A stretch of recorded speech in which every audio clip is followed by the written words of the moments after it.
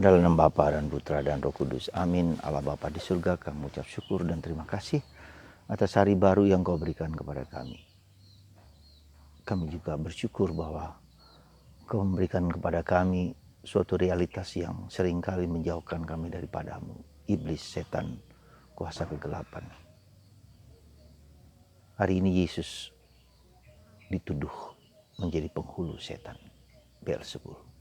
Bantu kami ya Tuhan, supaya mata batin kami dapat melihat, merasakan, mengalami bahwa kekuatan seperti itu telah dikalahkan oleh Putramu Yesus. Terpujilah namamu kini dan sepanjang masa. Amin. Saudaraku yang terkasih, sejak zaman Yesus pun, Yesus mengusir banyak setan.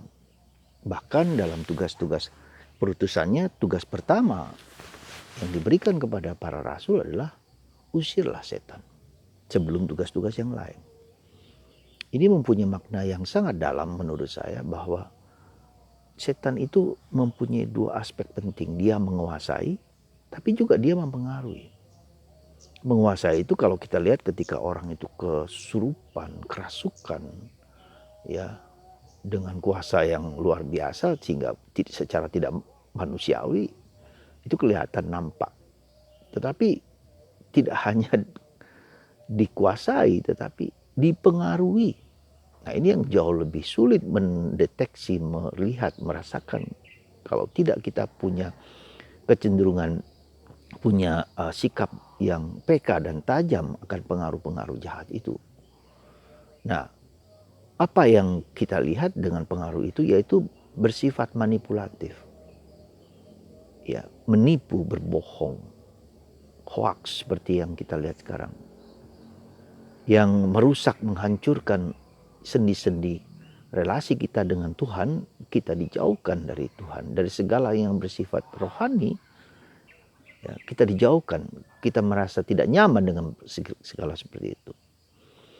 Ya, jadi kita lihat buah-buahnya ketika orang menjauh dari Tuhan, tapi juga menjauh dari sesama. Relasi satu sama lain dengan orang-orang yang dekat dengan kita juga menjadi terpecah, hancur karena pengaruh dari iblis. Nah, bagaimana iblis itu, kuasa kegelapan itu mempengaruhi manusia? Lewat apa? Lewat kelemahan dan dosa kita. Ya, kita melihat, selalu saya ulangi sekali lagi, ada 7 dosa yang mematikan, 7 deadly sin, 7 dosa yang mematikan. Yang kita dalam bahasa Indonesia seringkali disebut 7 dosa utama. Ya. Cabul, serakah, kikir, sombong, malas, marah, ya, iri. Ya. Jadi lewat dosa-dosa yang melekat dalam diri kita, tidak jauh-jauh. Jadi si iblis tahu di mana titik kelemahan kita. Dari ketujuh itu mungkin 1, mungkin 2, mungkin 3 yang di mana dia bisa memasuki. Dan itu tidak terlalu jelas, tidak nampak. Ya, mungkin tidak frontal begitu, tetapi secara halus, secara lembut, ya. Orang mulai menipu, mulai berbohong, tidak jujur dengan diri sendiri, ya, mulai melakukan hal-hal yang mengelak dari sesuatu situasi yang biasanya terjadi seperti itu. Kita lihat saja, terbukalah mata kita dalam masyarakat. Ya, bagaimana orang ingin mendapatkan penglaris, jualannya dilaku dengan baik. Ya, bagaimana orang mendapatkan kekuasaan, mendapatkan supaya tendernya menang, supaya dia menjadi pejabat A, pejabat B, pejabat C, ya, lalu menjegal yang lain, ingin mendapat kedudukan dan segala macam. Itu tidak pernah jauh dari kuasa kegelapan. Orang bisa perginya, jadi menghancurkan orang itu dengan berbagai macam cara, dengan berbagai macam hal yang sendiri kita tidak sadar dan tidak tahu. Ya. Ingin mendapatkan kekuasaan, mendapatkan kekuatan, mendapatkan kesenangan, bahkan kenikmatan. Bahkan ada yang saya tahu, dia ingin mendapatkan istri karena suka dan lalu menggunakan kuasa-kuasa seperti itu. Bahkan seperti itu. Ya. Dan itu cukup mengerikan di dalam masyarakat kita, dan kita terbuka mata kita akan realitas seperti itu. Ya. Jadi saudaraku yang terkasih dalam Kristus, orang lalu menjadi apa? Adiktif. nyandu, narkoba, seksual, film-film porno, games. Saya pernah mengusir kuasa kegelapan dalam diri seorang anak muda yang main game, kecanduan games mulai dari pagi sampai malam dan seterusnya, tidak pernah berhenti-henti.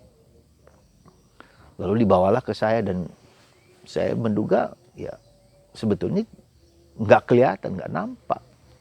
Tapi ketika saya mulai mendoakan, mulai nampak, kelihatan bahwa dia menyerang saya dan mau memukul saya. Oh, ternyata itu pun sudah dipengaruhi. Maka orang yang adiktif, nyandu, games, yang tak henti-hentinya, itu bisa jadi dipengaruhi oleh kuasa kegelapan lewat permainan games itu. Lewat orang-orang yang menciptakan permainan itu sehingga orang suka dengan permainan itu.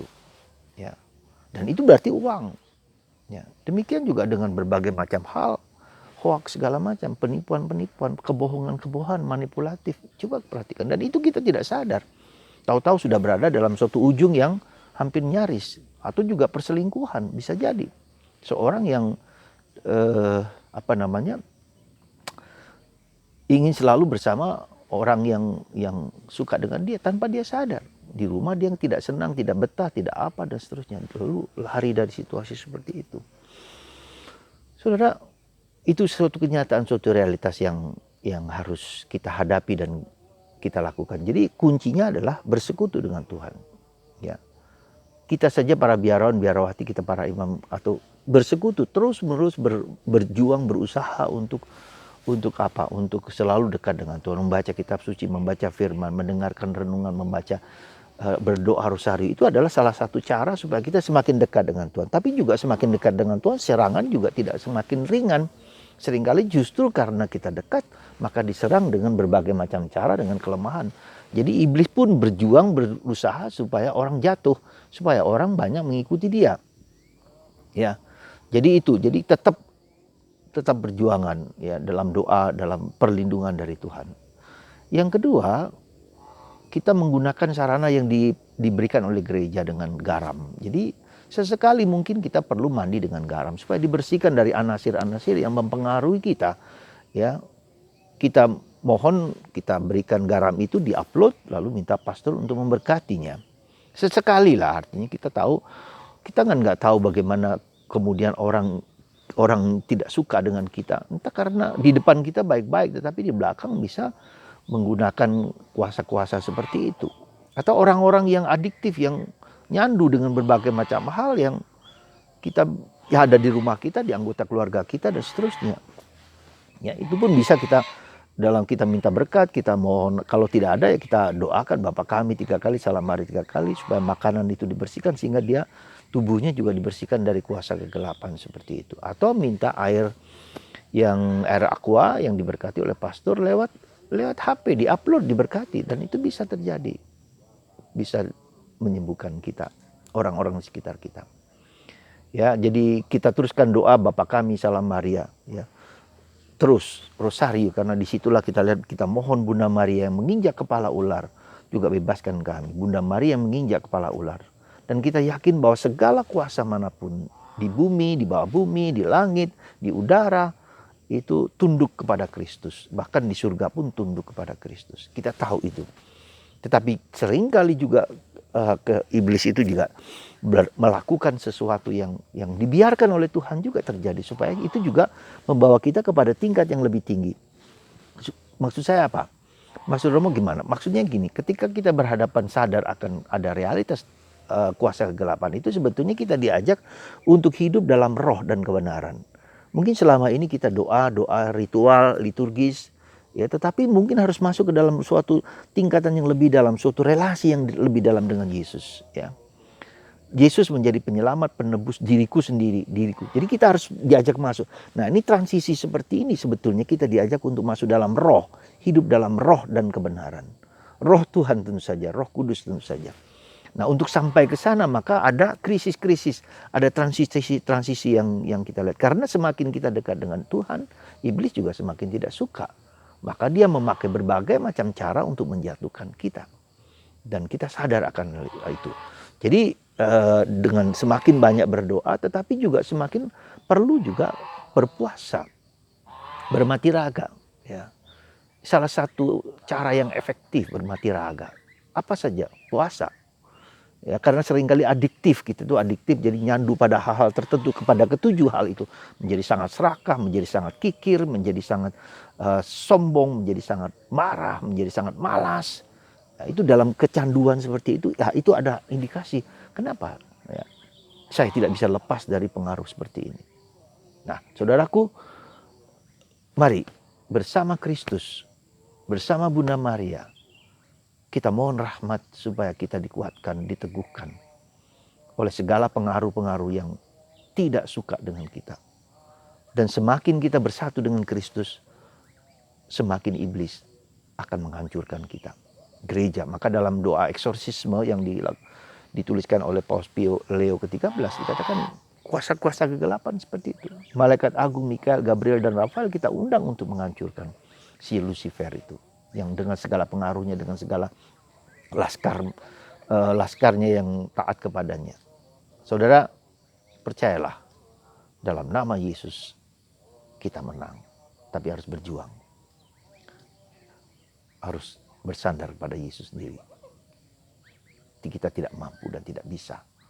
Tapi dalam nama Yesus, dalam nama Putra, dalam nama Roh Kudus, dalam nama Bunda Maria dan Santo Yosef, kita dikuatkan. Semoga Anda yang mendengarkan renungan ini diberkati, dilindungi, dibersihkan dari segala kuasa. Apapun juga bentuknya yang mungkin mempengaruhi Anda. Tuhan memberkati dan membebaskan Anda dari segala pengaruh jahat itu lewat tangan hamba-Mu ini. Dalam nama Bapa dan Putra dan Roh Kudus. Amin.